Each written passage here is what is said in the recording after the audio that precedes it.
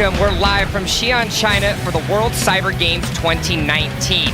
No, they're on the cliff! Onto the cliff! In the meanwhile, we've got Drace hiding in the back. He's going to be able to pick up the double kill.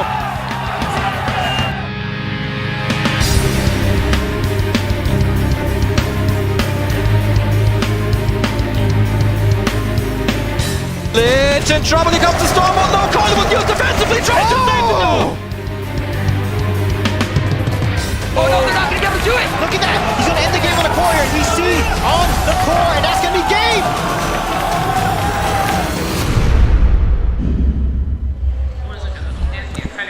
Welcome back to WCG 2019. We are going to our final StarCraft 2 match of the night. And we're getting close to wrapping up this entire tournament, actually. The finals will be held tomorrow morning. For now, we are going to the losers bracket finals. That's right. It's going to be Neeb against Reynor. The bracket kind of going as expected overall. Yeah. Maybe Maru's domination a bit higher than what I was even thinking. But yeah, he's looking a little bit more impressive than I think even you and I were expecting. Yeah. He is completely crushing. Yeah. Looking really, really strong. But enough about Maru. We'll see plenty of him tomorrow in that grand finals. Coming up now, Reynor against Neeb. And, I mean, these two, obviously, two of the absolute peak top non-Korean players. Yes, for sure. Both these guys are probably going to deliver, I think, a very close series. It's kind of tough to say who's going to take it. Obviously, Reynor, with all the recent success he's had and all the potential that he's shown already, being an incredibly young player. But Neeb, the games he's bringing to this tournament have been just awesome. He was actually going neck and neck with Maru, and then in the latter part of the tournament, or I should say latter part of the match, kind of fell apart. Wasn't quite able to keep up. But, yeah. It was not that different from the way that Reynor looked as well in his games against Maru. So I'm hoping for 3 games. I'm hoping for a long series. Yeah, I mean, it would be nice. I'm not sure what to expect because Reynor's in such top form, but Neeb played well at WCS as well, having a pretty tight series with Cyril overall. So let's just get into it. Okay, we're going to have Reynor in the bottom right and Neeb in the upper left. That's right. Our first map going to be Thunderbird. And I believe where Neeb made his pylon, that's like a pretty far out wall right there. This appears to be something pretty aggressive. It's Gateway there as well. Is it aggressive or is he just walling two bases you know what? at once? I think it's actually, yeah. No, I think you're right. It is not actually something that's going to be aggro. I thought initially something weird, but yeah, it looks like he instead wants to just wall in at the ramp over there. Yeah, it's kind of interesting. This is the only map that has one ramp that leads to 3 bases. And something we've been seeing increasing amounts of, things like hatchery blocks. Right. I guess if you do something like this, the hatchery block won't necessarily affect you as much. Well, no, maybe it would, but yeah, kind of interesting. I'm not sure exactly what his plan is here. Well, let's find out as this game unpacks itself here. We've got the pool and the extractor coming down. I'm guessing both these guys will probably have somewhat conservative games against each other. I mean, Neeb's going to try to do something eventually, but I don't think we're going to have any kind of crazy rushes immediately. Yeah, I could see Neeb pulling off maybe one Immortal push in this series, something like that. But on Thunderbird, it definitely feels like a map you have to play a longer game on. Yeah. Yeah, this is a map that seems to be tailored more towards people that want to have games where they can tech up a little bit. Not as rewarded for some of the craziness here. We're going to have that Cybernetics core finish, and then we'll have the slow drip of Adepts coming across the map, shading in to try to get some intel. As Reynor is going to try to get himself set up in such a way that he can deflect whatever Protoss is probably going to do. A lot of times Protoss is the initiator. That doesn't mean that they can't do some kind of cheese or all-in or Nidus play. It's always an option. But generally speaking, Zerg is on the defense. Yeah. I'm really interested about this wall. I never really see this at the pro level, anyone walling right there. We were both thrown off by it a little bit when we saw it planted down there. Yeah, I mean, overall, I guess it's a pretty sturdy defense if you want to take 3 bases quickly, but a Robo on the way. Now, we have seen some games on, like, for instance, King's Cove, where a Protoss player will act like they're taking 3 bases quickly, which I believe that what Neeb is doing kind of telegraphs. And then they'll go into something highly aggressive. Yeah, and I think you're making a very intelligent point. The way it looks to us and probably to him is that it would be a very greedy play, but it could absolutely be the opposite of that. That Robo is getting close to finishing up. We want to watch and see how many gates and if any other tech is going to be thrown down here, because otherwise we're just waiting for that Nexus to come along. Yeah. And, I mean, how many more gases are we going to see come down? Like, how tech-heavy could this possibly be? So, Overlord peeking in here. Going to see there are no gases at the natural as of yet. Prism on the way, of course. Oh, these could actually get some decent damage if he lets that go. But no. Opts not to. Doesn't want to overextend here. Got a very important game here. The winner of this will be in the finals against Morrow. Again, that will be held tomorrow morning, so definitely set your alarms early if you're on the Asia time zone so you can join us for that. Yeah, well, I'm sure we'll announce the time a little bit later on as to exactly when it is, but I think the finals of all the games are being played tomorrow. Right. Or very close to, at least. Anyways, the Prism coming out, and the Stalker going to help to shoot this Overlord away. Immortal and Sentry coming up, but Reynor is getting that Roach Horn just in case. Okay, the Ling actually does manage to get inside, which is a pretty big deal. Seeing the 2 gateways that are coming down, I'm a little bit surprised that Neeb let that happen. I mean, one of the only mini games you're playing at the start of the game is Protoss is to deny the scout. That's very true. Since Protoss is the race that has so many options as far as tech, yeah, and taking dramatic swings as far as which direction the game's going to go. It's kind of interesting as well. You only had 2 on each gas, which makes it look even more all in. And it looks like, I think that is what it's going to be. Adding 5 gates right now. What else could it be? All right, trying to get a little bit of harassment, a little bit of pressure done here with these Adepts. Not sure if he's really going to find damage. Yeah, well, that's okay. He's going to try at least. Yeah. Again, no gas is taken here at the natural, so this is really about the Immortals. Oh my God, was that the War Prism? Wait. It had to have been. There was nothing else. There's no Stargate, so it had to have been that. Wait. Yeah, he started the second War Prism. He canceled the Immortal. Yeah. Started the second War Prism. Well, big mistake there by Neeb right at the start of this game. Absurdly big mistake. Like, if you're doing an Immortal all-in and you lose the Prism trying to harass the 2 Adepts. It's literally the easiest way to lose the game. Yeah. If you're doing this type of strategy. I mean, this was clearly intended to be 3 Immortals and a War Prism coming out with waves of Zealot Warp-ins that can body block the aggressors trying to hit the Immortal from the back. The Zealots really get in the way of everything and can still do a decent amount of damage themselves. And so to lose the Warp Prism, now we see a Forge being placed down here. It looks like he might go for Warp Prism Harass. He's not making Zealots. This is also Neeb being a player who can actually think on his feet. I think a lesser player would have made another Warp Prism and then just had his army push out and then lose the game. Definitely do agree with that. We'll see if he can really recover. He was very low on probes for a very long time. Obviously, he's chrono boosting them out now. But you got to look at this as Reynor being ahead. Oh, yeah, absolutely. And Reynor's going to be so happy with that. To start things off, we have the Immortal Harass beginning here. Actually, some of those Immortals taking a decent amount of damage on the hull there, not the shields. And Reynor's continuing to grow and spread onto the map now. So, I mean, from here, I'm not saying that Neeb can't win it, but, man, I mean, he's really played the ideal situation here Reynor has. It's going to be tough because Reynor's somebody who generally, if you get behind against, you're probably just going to end up losing the game eventually. Well, Reynor's making a gigantic army at the moment, and he's already got a really solid set of drones. So he's got a lot of options as to how he's going to go ahead and play this. The way that he's going, I almost feel like he's going to do a frontal attack and at least rip down that wall area. And that would be obviously very, very powerful. No, I think Neeb's going to be okay on the 3 bases for a little bit here. Again, this is a map that tends to reward somebody who wants to play it safe and wants to build up into a later game. But, again, a bumpy day so far here for Neeb. Yeah, not having as smooth of a time as before. So some Lings get inside here, and, getting a little bit of harassment damage done. Looks like they're going to kill a Stalker. A few probes here. Definitely something that he excels at. Reynor always running Lings by and trying to harass. Yeah, and in a moment like this, you just take whatever you can get here, right? Yeah. Even just damaging the Stalker and making it a little bit weaker in a fight later on is going to be pretty big. I am wondering when exactly Neeb will be able to take a 3rd base, if he ever even gets to that point in time, because Reynor is so close to maxing out now. And he is going to just try to dive in here and attack this base. Well, he's got a lot of units at the moment, and throwing down some bios and whatnot definitely going to help. Obviously, with the Prism and the high ground advantage, Neeb has, a very realistic shot of holding on against this. But tech continuing to go up behind here for Reynor as well. So this should not be easy to breach. Yeah. No, it I should mean, at this not. point in time, Reynor's invested in so much.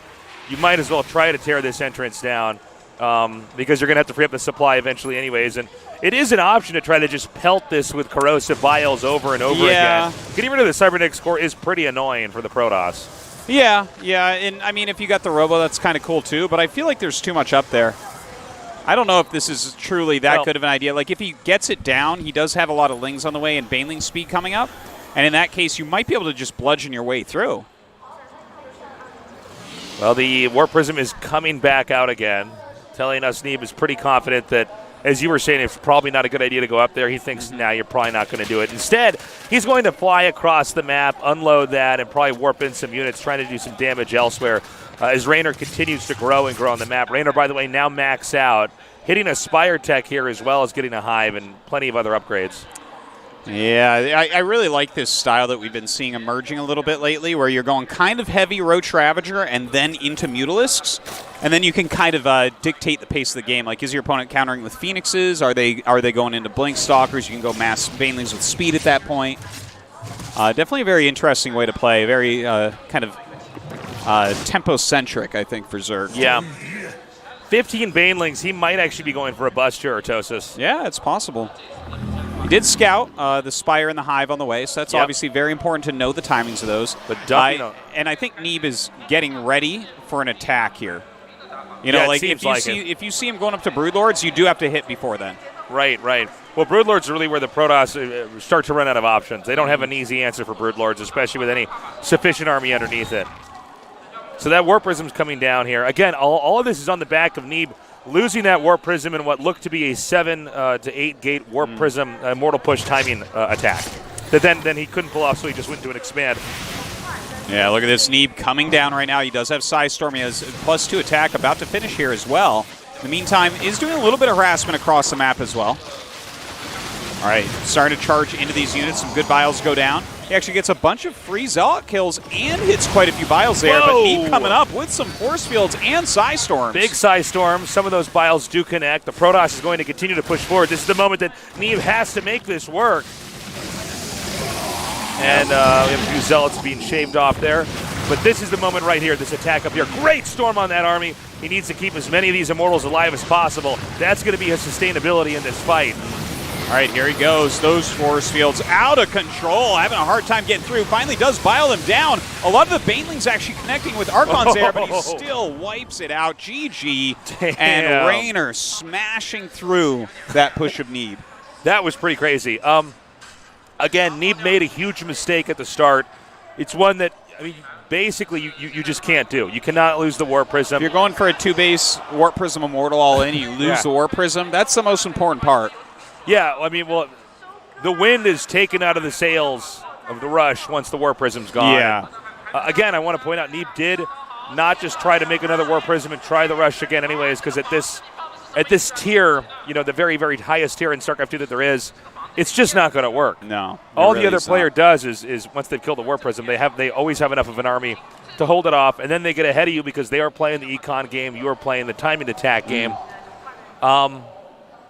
It sucks, man. Sometimes you make that one mistake, and that's really all it takes. I wish I could unpack it more, but like there's not much. The caliber of Reynor, what do you want, right? I mean, you make that mistake, and you get punished for it. So Thunderbird going over to Reynor. Yes. It does lead 1-0. If he wins one more map here, he gets to go to the Grand Finals. And have that rematch against Morrow. Yeah. Now, will he be able to figure anything out before tomorrow? That's another question for another day. He definitely today we saw that he cannot play a long, late game with all the tech there. Morrow seems to be several degrees better at that type of game, but Reynor could always go for some type of very specific timing attacks and all in, or maybe he can make those adjustments, assuming he moves on. Yeah. Well, let's not get too ahead of ourselves. It's game number 2. Neeb still has his shot to come back here, but he does need to win 2 in a row against this man. All right, in this matchup, Italy versus USA, Neeb in the bottom left as the Protoss,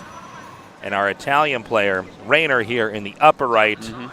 One of the youngest StarCraft 2 pros that there is. Actually, I think he is the youngest of major success. Yeah, right? I would say so. Yeah, Of the top he's a tier champion players for sure. Yeah. There's nobody. Yeah, there's not in really that too much age of a range. question there. So a very quick hatchery there from Reynor. He's not interested at all in getting his hatchery blocked. So nice move. Skipping some dronage to get that down in time. Of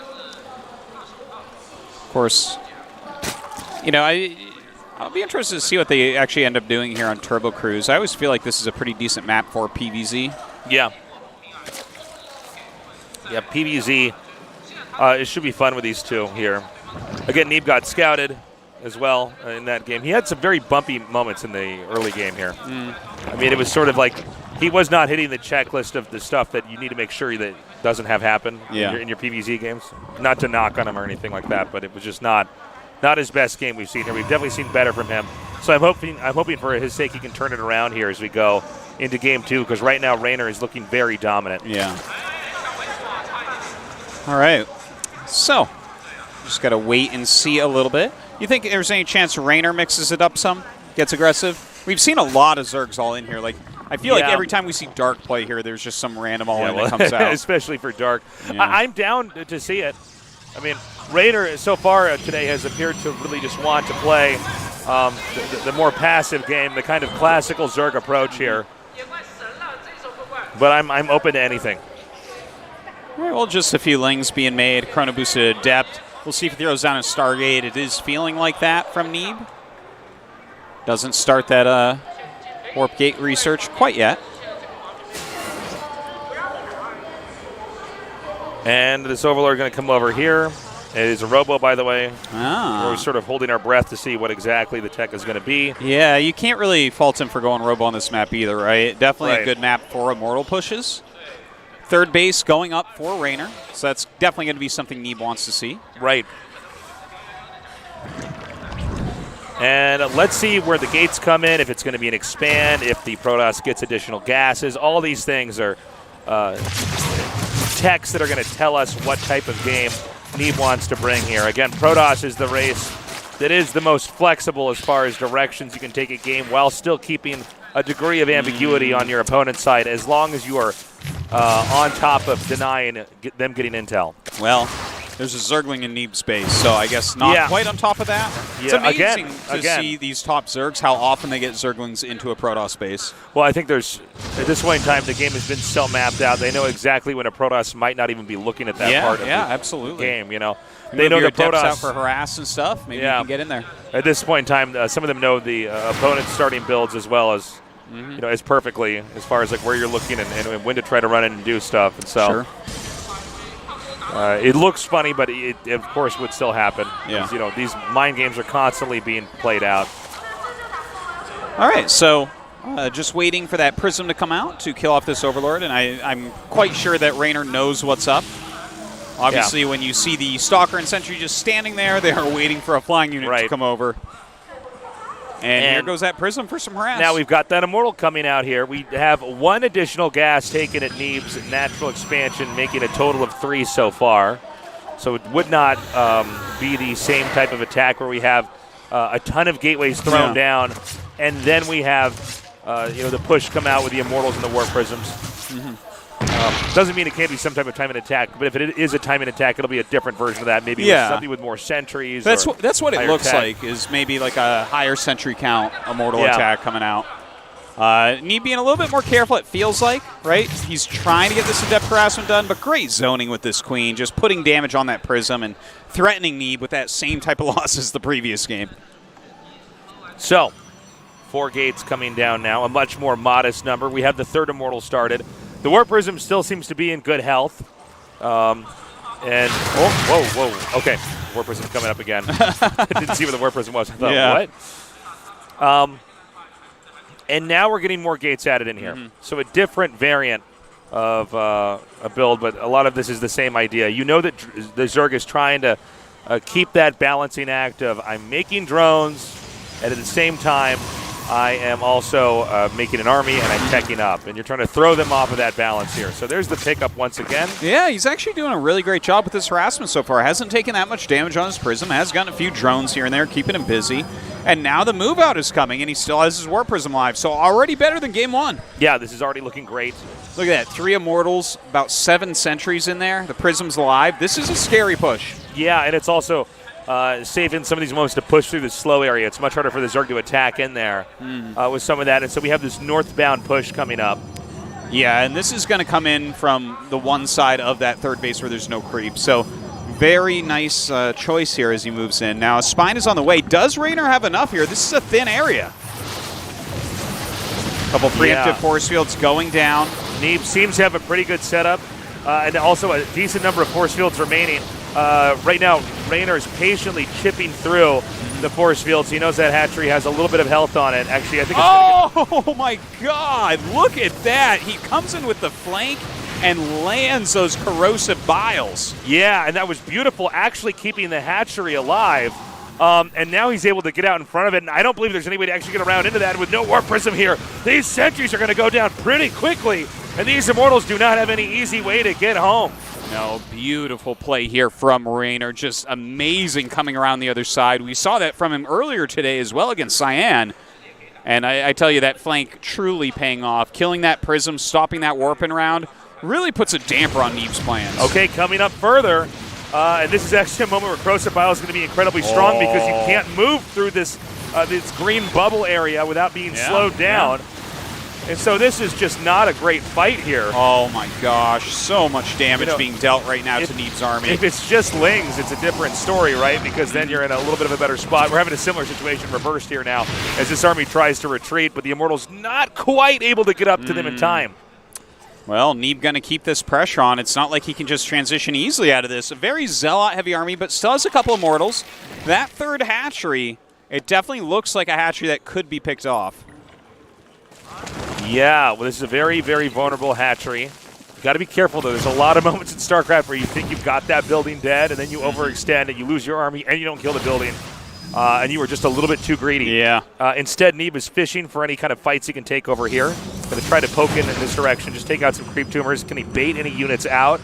Reynor appears to be pretty patient with this. He's actually going to come back here, and this juke and jive might actually allow Neeb to get a better angle. No, I stand corrected. He's going to stay out there a little bit longer. Yeah, he's being very careful. I got to say, though, Neeb is doing a great job of continuing his tech here as well. He's getting a Twilight. He's getting a Forge. He's restarting his Immortal production as well. Meanwhile, we see Reynor with those flanking corruptors. Oh, my God, Ravagers. I love that he is spreading those out and really trying to get that Prism. Yeah, he's doing a great job. Again, Neeb's still on 2 bases looking for a fight. We have Immortals flying inside of this War Prism. I actually am surprised that one of the Immortals is that low. Yeah. I guess he really is.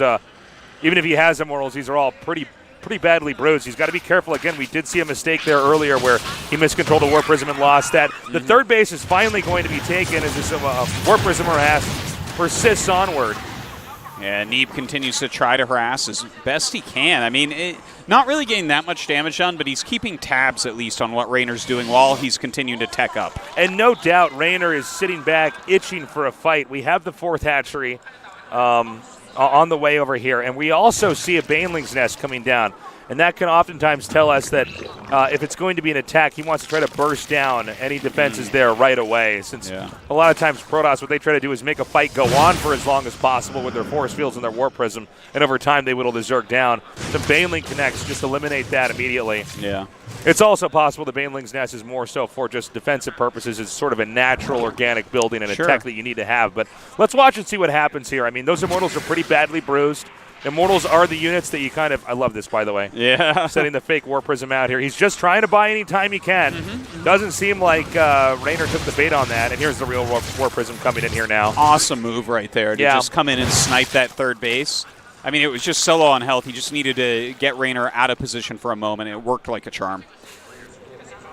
And now we have the 4th hatchery nearing completion. 4th base, I should say. Oh. And the fact that he poked that one out as well over there was pretty nice. Yeah. Well, continuing to micro here against the Roaches, just gaining any value that he really can. With Baneling's speed on the way, though, I feel like this is where Reynor starts to get very scary. Lots of Ravagers, lots of Lings and Banes with speed. We saw how he just plowed through an army before with this. We've got some more Archons coming into the group. Here comes the Warp Prism now. He does pull away accidentally. Reynor does, hitting his own. Oh my god, this is a great denial. This is the fight that Neeb needed to have. Forcing the cancel on those Banelings was beautifully done. Yeah. And now this army's retreating. And there's Flank over here with the cell. It's just absolutely brilliant. Amazing moves going down. So many of these Ravagers falling.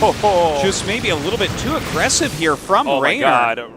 Neeb just suplexed Reynor in that fight. I mean, that was insane how well that fight actually went. He just massacred everything there. You know, it was such a forward position to try to make the Banelings and everything. It felt like Reynor was almost overconfident there. Yeah.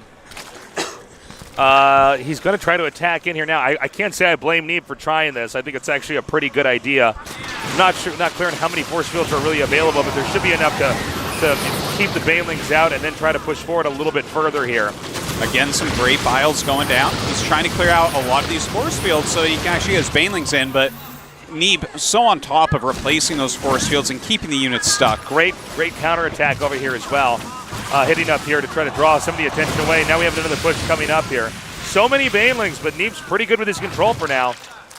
Yeah, Neeb really keeping that pressure up. He does not have a gigantic probe count right now, so he's really looking to make something happen here, but feels like so far the defense has been good from Reynor. Yeah, the army's coming down now, and it looks like Raynor's going to try to come in here for a flank. Yeah, that's a big group of Banelings coming from behind. There's a lot of Zealots back there. Oh my gosh. And the Banelings actually do end up connecting with quite a bit. Does Neeb actually have enough to hold on here? I'm not sure. I mean, it's mostly just Immortals and Archons against Roach Ravager, and so usually Roach Ravager has to pull out at that moment, especially with this Warp Prism coming in, but maybe the next Ling or Baneling attack will be enough to diminish it. Yeah, well, he is making a lot more units at the moment. Oh my god, can he get that Prism? Just barely gets it out of there in time. Neeb with lightning quick reflexes. So, we've got another Warpin getting set up. Another great force field set up right over there, doing a lot of damage. And look, he once again backs up. Is Neeb overdoing it here? Is this like a little bit too aggressive, or because I feel like he's starting to get a pretty squishy army here, you know? You know, I totally get what you're saying there, but this army that Reynor has is hard to remake, right? He's losing tons of units. He's using a lot of Banelings. Neeb is trying to be as efficient as is possible here. Great play there, by the way. Yeah, keeping this type of pressure on and continually moving around while teching up right now to a Dark Shrine. Like, I like the moves from Neeb. Is it going to end up working? That's another question. We've got that Dark Shrine here now. 22 Lings, 3 Ravagers, melee attack on the way as well. There's something happening. We just missed it, but there was something happening over there at that third base. Looks like some Lings might have been sent down there to try to hit that. Yeah. With that +2 melee on the way, you got to watch out when that finishes for your probes. They die so quickly to Banelings at that point. And Neeb might want to consider sending this back home here. You are just, if you don't do this correctly, oh my god. Ouch. That's a painful loss. I am a little bit surprised by that. Yeah. You know, he sort of painted himself into a corner there. That's 2 Immortals and a Warp Prism. I see a lot of Banelings that just hatched Artosis. I think we're going to see a pretty big attack and an attempt to smash the third base and ultimately knock Neeb out of this game. Yeah.